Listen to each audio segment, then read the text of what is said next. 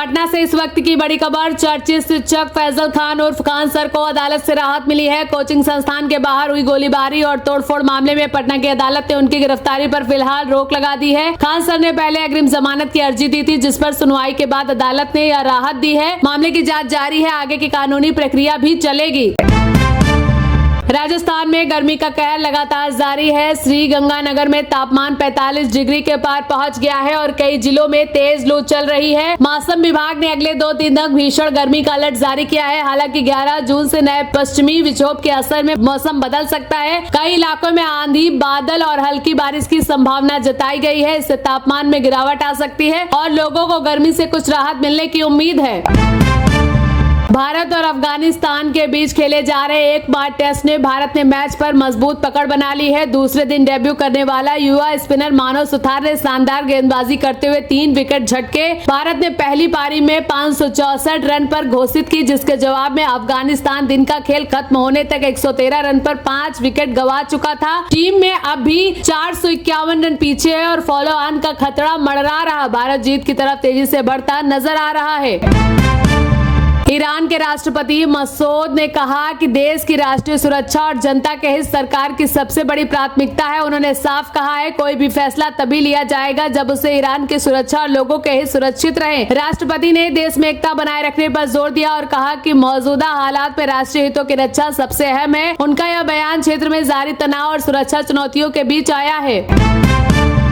America में H-1B visa को लेकर बड़ी राहत मिली है। संघीय अदालत ने राष्ट्रीय डोनाल्ड ट्रंप की ओर से लगाए गए $1 लाख के अतिरिक्त शुल्क को गैरकानूनी करार देते हुए रद्द कर दिया गया है। अदालत ने कहा, ऐसा शुल्क लगाना राष्ट्रपति के अधिकार क्षेत्र में नहीं और इसके लिए सांसद की मंजूरी जरूरी है। फैसले के बाद कुशल विदेशी कर्मचारियों को नियुक्त करने वाली कंपनियों को राहत मिली है। ट्रंप प्रशासन ने इस फैसले को चुनौती दे सकता है। पश्चिम बंगाल की राजनीति में बड़ा उलटफेर देखने को मिला। तृणमूल कांग्रेस के 20 लोकसभा सांसदों ने लोकसभा अध्यक्ष को पत्र भेजकर खुद को अलग समूह के रूप में मान्यता देने और राष्ट्रीय जनतांत्रिक गठबंधन का समर्थन करने की इच्छा जताई है। सांसद काकोली घोष दस्तीदार ने दावा किया है उनके साथ 20 सांसद है। इस घटनाक्रम में तृणमूल कांग्रेस में सियासी संकट और गहरा गया है। मामले पर अब भी सभी की नजर लोकसभा अध्यक्ष के अगले फैसले पर है। देश के 13 राज्यों में मौसम का मिजाज बदलने वाला है। मध्य प्रदेश, उत्तर प्रदेश, बिहार और छत्तीसगढ़ समेत राज्यों में आंधी, गरज और बारिश का अलर्ट जारी किया गया है। वहीं केरल और कर्नाटक में भारी से बहुत भारी बारिश को लेकर लाल चेतावनी जारी की गई है। मौसम विभाग के अनुसार अगले कुछ दिनों में मानसून और तेजी से आगे बढ़ेगा। कई इलाकों में गर्मी से राहत मिलेगी, लेकिन तेज हवाओं और बिजली गिरने का खतरा भी बना रहेगा। उत्तर प्रदेश विधानसभा चुनाव 2027 की तैयारियां तेज हो गई हैं। जनगणना में काम में लगे कर्मचारी की ड्यूटी को लेकर चुनावी चर्चा भी शुरू हो गई है। माना जा रहा है जनगणना और परिसीमन की प्रक्रिया पूरी होने के बाद चुनाव कार्यक्रम तय किया जाएगा। भारतीय जनता पार्टी और समाजवादी पार्टी ने अभी अपनी रणनीति पर काम शुरू कर दिया है। प्रदेश में सियासी गतिविधियां लगातार बढ़ रही हैं और सभी दल चुनावी मैदान के लिए तैयारी में जुट गए हैं। भारत की परमाणु ताकत को लेकर नई रिपोर्ट सामने आई है। स्टॉकहोम अंतर्राष्ट्रीय शांति अनुसंधान संस्थान के अनुसार जनवरी 2026 तक भारत के पास करीब 190 परमाणु हथियार है। यह संख्या पिछले साल के मुकाबले बढ़ी है। रिपोर्ट में कहा गया है, भारत लगातार अपनी स्मारक क्षमता को मजबूत कर रहा है और लंबी दूरी की मिसाइल समेत नई तकनीकों पर काम कर रहा है। भारत अब परमाणु हथियारों की संख्या के मामले में पाकिस्तान से आगे बना हुआ है। दाबुला में आज भारत और श्रीलंका के बीच त्रिकोणीय एक दिवसीय मुकाबला खेला जाएगा। भारतीय टीम की कमान ऋतुराज गायकवाड़ के हाथों में है। टीम में युवा बल्लेबाज वैभव सूर्यवंशी और तिलक वर्मा जैसे कई प्रतिभाशाली खिलाड़ी शामिल हैं। इस मुकाबले पर सभी की नजरें टिकी है, क्योंकि यह शानदार प्रदर्शन करने वाले खिलाड़ियों को भविष्य में भारतीय टीम में मौका मिल सकता है। भारत जीत के साथ अपने अभियान को मजबूत करने के इरादे से मैदान में उतरेगा। उड़ीसा के समुद्री अधिकारी अशोक दीक्षित ने होर्मुज जल डमरू मध्य के बिताए खौफनाक दिनों का अनुभव साझा किया है। उन्होंने बताया कि ईरान और अमेरिका के बीच तनाव के दौरान उनका गैस से भरा जहाज कई दिनों तक जोखिम वाले क्षेत्र में फंसा रहा। हर समय हमले का डर बना हुआ था और चालक दल के सदस्य बेहद तनाव में थे। अशोक दीक्षित ने कहा कि हालात इतने गंभीर थे, किसी भी समय बड़ा हादसा हो सकता था। सुरक्षित लौटने के बाद उनके परिवार में राहत की सांस ली। राष्ट्रपति द्रौपदी मुर्मू ने राष्ट्रपति भवन में आयोजित समारोह में बहादुरी दिखाने वाले जवानों को वीरता पुरस्कारों से सम्मानित किया। नक्सल विरोधी अभियानों में साहस देखने वाले 13 जवानों को शौर्य चक्र प्रदान किया गया। इन जवानों ने कठिन परिस्थितियों में अभियान चलाकर कई नक्सलियों को मार गिराया और देश की सुरक्षा में अहम भूमिका निभाई। समारोह में सेना, अर्धसैनिक बल और पुलिस के कई अधिकारियों को भी वीरता पुरस्कार दिए गए। राष्ट्रपति ने जवानों के साहस और बलिदान की सराहना की। चित्रकूट से इस वक्त की बड़ी खबर। जगत गुरु रामभद्राचार्य ने आशुतोष ब्रह्मचारी को लेकर साजिश का आरोप लगाया है। उन्होंने कहा उनके और उनके उत्तराधिकारी के खिलाफ सुनियोजित अभियान चलाया जा रहा है। रामभद्राचार्य ने दावा किया कि आशुतोष ब्रह्मचारी का आपराधिक इतिहास रहा है और मामले की निष्पक्ष जारी होनी चाहिए। उन्होंने अपनी सुरक्षा को लेकर भी चिंता जताई। इस पूरे विवाद के बाद धार्मिक जगत में हलचल तेज हो गई और मामले पर सभी की नजर बनी हुई है। मणिपुर में जातीय हिंसा के बीच हालात एक बार फिर तनावपूर्ण बने हुए हैं। राष्ट्रीय नागरिक पंजी को जनगणना से पहले लागू करने की मांग को लेकर इंफाल में हजारों लोग सड़कों पर उतरे। कई संगठनों ने रैली निकालकर सरकार से अवैध घुसपैठियों की पहल करने की मांग की। दूसरी ओर संवेदनशील इलाकों में सुरक्षा बलों की तैनाती बढ़ा दी गई है और कुछ क्षेत्रों में आवाजाही पर पाबंदियां लगाई गई हैं। प्रशासन हालात पर नजर बनाए हुए है।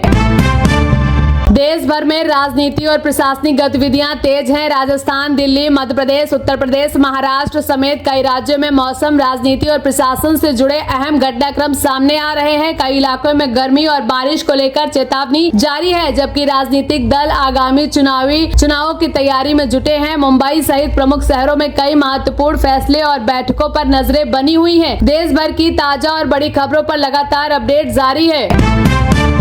भारत की परमाणु ताकत को लेकर नई रिपोर्ट सामने आई है। स्टॉकहोम अंतर्राष्ट्रीय शांति अनुसंधान संस्थान के अनुसार जनवरी 2026 तक भारत के पास करीब 190 परमाणु हथियार हैं। यह संख्या पिछले वर्ष के मुकाबले बढ़ी है। रिपोर्ट में कहा गया है भारत लंबी दूरी की मिसाइलों और समुद्री क्षमता को लगातार मजबूत कर रहा है। भारत परमाणु हथियारों की संख्या के मामले में पाकिस्तान से आगे बना हुआ है और अपनी स्मारक ताकत को और मजबूत बनाने पर ध्यान दे रहा है।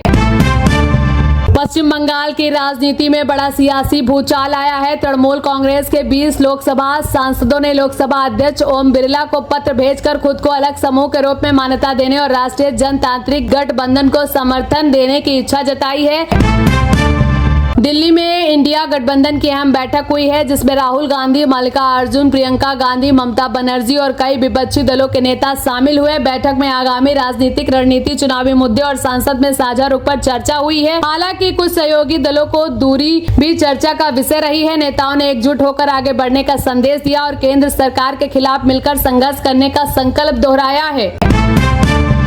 मध्य प्रदेश के स्वास्थ्य विभाग ने तबादला प्रक्रिया ने नया नियम लागू किया है। अब विधवा और तलाकशुदा महिला कर्मचारियों को विशेष श्रेणी का लाभ लेने के लिए अनुविभागीय अधिकारी का प्रमाण पत्र या शपथ पत्र देना होगा। विभाग ने इस संबंध में नए निर्देश जारी किए हैं। सरकार का कहना है कि इससे पात्र कर्मचारियों को लाभ देने में पारदर्शिता आएगी और गलत दावों पर रोक लगेगी। हरियाणा की मशहूर नृत्य कलाकार डिंपल चौधरी ने हाथरस मामले को लेकर बयान दिया है। उन्होंने पीड़ित परिवार को न्याय दिलाने की मांग करते हुए दोषियों के खिलाफ सख्त कार्रवाई की अपील की है। डिंपल चौधरी ने कहा कि ऐसे मामलों में त्वरित जांच और कड़ी सजा जरूरी है ताकि भविष्य में ऐसी घटनाओं पर रोक लग सके। उनके बयान के बाद यह मामला एक बार फिर चर्चा में आगे आ गया है। मध्य प्रदेश के सतना में कर्मचारी चयन मंडल की परीक्षा के दौरान सर्वर ठप हो गया, जिससे परीक्षा रद्द करनी पड़ी। अचानक तकनीकी खराबी आने से हजारों अभ्यर्थियों को परेशानी का सामना करना पड़ा। परीक्षा केंद्रों पर नाराज छात्रों ने विरोध प्रदर्शन किया और व्यवस्था पर सवाल उठाए। अधिकारियों ने कहा कि नई तिथि जल्द घोषित की जाएगी। मामले की जांच शुरू कर दी गई है और तकनीकी गड़बड़ी के कारणों का पता लगाया जा रहा है। हरियाणा की लोक कला जगत से दुखद खबर सामने आई है। मशहूर हरियाणवी लोक कलाकार पेप्सी शर्मा का निधन हो गया है। बताया जा रहा है कि उन्हें सीने की दर्द की शिकायत हुई थी, जिसके बाद उनकी तबीयत बिगड़ गई। उनके निधन की खबर से कला जगत और प्रशंसकों में शोक की लहर है। कई कलाकारों और सामाजिक संगठनों ने उन्हें श्रद्धांजलि दी है और उनके योगदान को याद किया गया है। कांग्रेस में राज्यसभा नामांकन को लेकर चर्चाएं तेज हुई हैं। मध्य प्रदेश की वरिष्ठ नेता मीनाक्षी नटराजन का नाम प्रमुख दावेदारों में सामने आया है। पार्टी नेतृत्व राज्यसभा की सीटों को लेकर मंथन कर रहा है। राजनीतिक गलियारों में नटराजन के नाम को लेकर अटकलें बढ़ गई हैं। हालांकि कांग्रेस की ओर से अभी अंतिम फैसला घोषित नहीं किया गया है। जल्द ही उम्मीदवारों के नामों पर आधिकारिक मुहर लग सकती है।